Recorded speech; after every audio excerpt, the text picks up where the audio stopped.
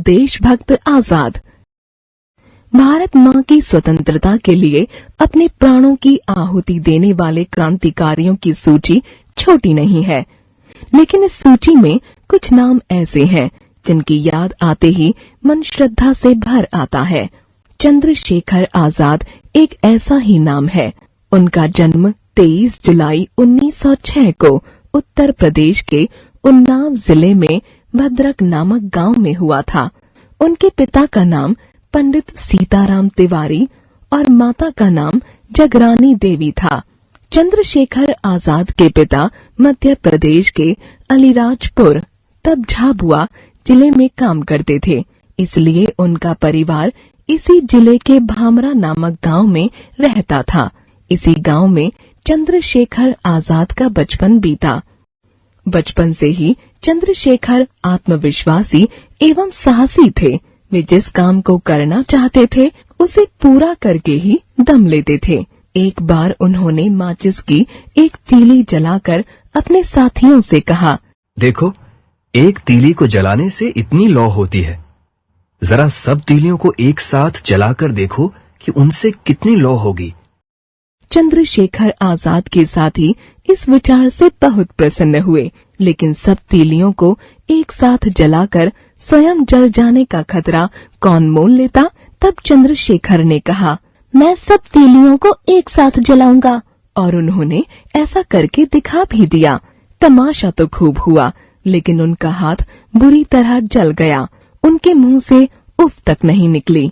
जब चंद्रशेखर कुछ बड़े हो गए तो संस्कृत पढ़ने के लिए उन्हें बनारस वाराणसी स्थित काशी विद्यापीठ भेजा गया। उनका मन वहाँ नहीं लगा और वे बिना बताए अपने बाबा के घर अलीराजपुर भाग गए। वहाँ उन्हें भीलों से मिलने का अवसर मिला। चंद्रशेखर भीलों से तीर कमान चलाना सीखने लगे। थोड़े ही दिनों में वे अच्छे तीरंदाज बन गए। जब उनके बाबा को इस बात का पता लगा तो उन्होंने चंद्रशेखर को पुनः वाराणसी भेज दिया गया ताकि उन भीलों से उनका साथ छूट जाए। इस बार चंद्रशेखर वाराणसी में टिक गए। उन दिनों वाराणसी में कुछ दानी लोगों की ओर से संस्कृत के छात्रों के लिए आवास तथा भोजन की निःशुल्क व्यवस्था की जाती थी। ऐसे ही एक स्थान पर रहकर चंद्रशेखर संस्कृत व्याकरण पढ़ने लगे, लेकिन इसमें भी उनका मन नहीं लगा। मन लगाने के लिए वे गंगा में घंटों तैरा करते और कथा सुनाने वालों के पास बैठकर रामायण और महाभारत की कथाएं सुना करते। कई वीरों की कहानियां तो उन्हें जुबानी याद हो गई थीं। बात सन 1919 की है। बैसाखी का दिन था। चंद्रशेखर अभी 10-11 वर्ष के ही थे। पंजाब के अमृतसर शहर में एक भयंकर हत्याकांड हो गया। चारों ओर से ऊंची ऊंची दीवारों से घिरा एक मैदान था, जलियांवाला बाग। उस बाग से बाहर निकलने के लिए केवल एक ही संकरा रास्ता था। एक दिन इस बाग में सभा हो रही थी कि इतने में सेना की टुकड़ी के साथ जनरल डायर वहां अचानक आ धमका। उसने बिना किसी प्रकार की चेतावनी दिए निहत्थी भीड़ पर गोलियां बरसाने का आदेश दे दिया। निहत्थे लोगों पर सेना गोलियां बरसाने लगी। इस गोलीबारी में लगभग 1,500 लोग मारे गए और कई हजार घायल हो गए। अंग्रेजों के इस अत्याचार के कारण सारे भारत में क्रोध की ज्वाला भड़क उठी। चंद्रशेखर ने भी इस दर्दनाक घटना का वर्णन सुना। वे क्रोध से आग बबूला हो गए और उन्होंने अंग्रेजों को सबक सिखाने की ठान ली। उन्हीं दिनों इंग्लैंड के युवराज एडवर्ड भारत आने वाले थे। उनका वाराणसी आने का भी कार्यक्रम था। कांग्रेस के नेताओं ने तय किया कि उनका बहिष्कार किया जाए। इस संबंध में जब गांधी जी ने आंदोलन छेड़ा तो चंद्रशेखर भी उसमें कूद पड़े। यद्यपि वे अभी बालक ही थे, फिर भी पुलिस ने उन्हें गिरफ्तार कर लिया। कचहरी में मजिस्ट्रेट ने पूछा, तुम्हारा नाम क्या है? आजाद। तुम्हारे बाप का नाम क्या है? स्वतंत्रता। तुम्हारा घर कहाँ है? जेल। मजिस्ट्रेट ने आज्ञा दी, इसे ले जाओ और 15 कोड़े लगाकर छोड़ दो। उन दिनों कोड़ों की सजा देने का ढंग बहुत ही क्रूर था। इस घटना का वर्णन पंडित जवाहरलाल नेहरू ने अपनी आत्मकथा में इस प्रकार किया है।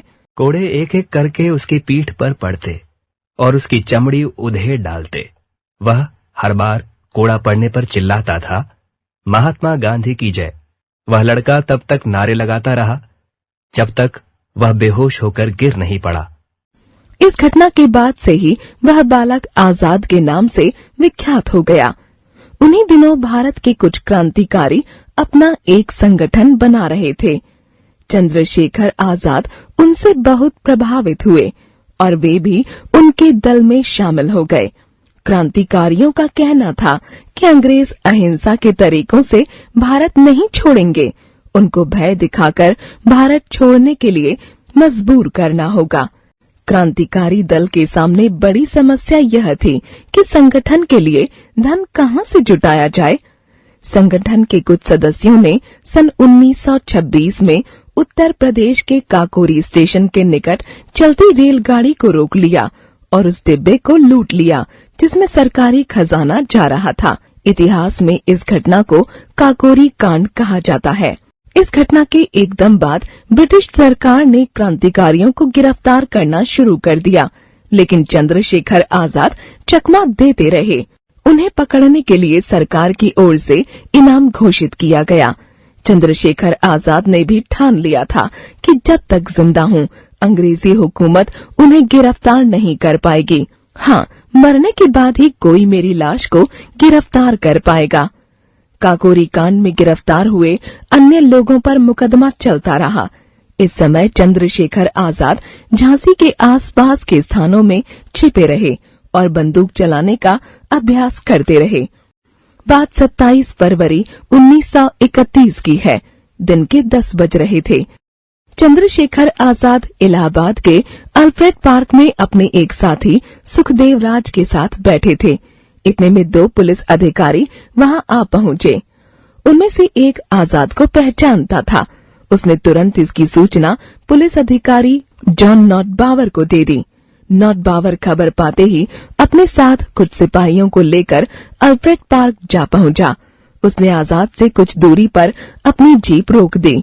पुलिस की जीप देखकर आजाद का साथी तो भाग गया, किंतु वे वहीं डटे रहे।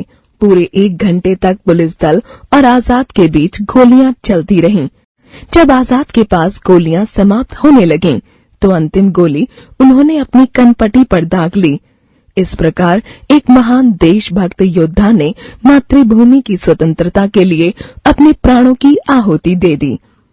उन्होंने अपनी यह प्रतिज्ञा अंत तक निभाई कि वे कभी जिंदा नहीं पकड़े जा सकेंगे। जब चंद्रशेखर आजाद का शरीर बड़ी देर तक जमीन पर निश्चल पड़ा रहा, तब पुलिस वाले उनकी ओर आगे बढ़े। आजाद का आतंक इतना अधिक था कि पुलिस वालों ने पुनः एक गोली मृत शरीर पर मारकर पक्का निश्चय किया कि वे सचमुच मर गए हैं। चंद्रशेखर आजाद इलाहाबाद में जिस पार्क में शहीद हुए थे, वहां उनकी प्रतिमा स्थापित की गई है। आज भी वहां जाने वाला हर भारतीय उस महान देशभक्त को श्रद्धा के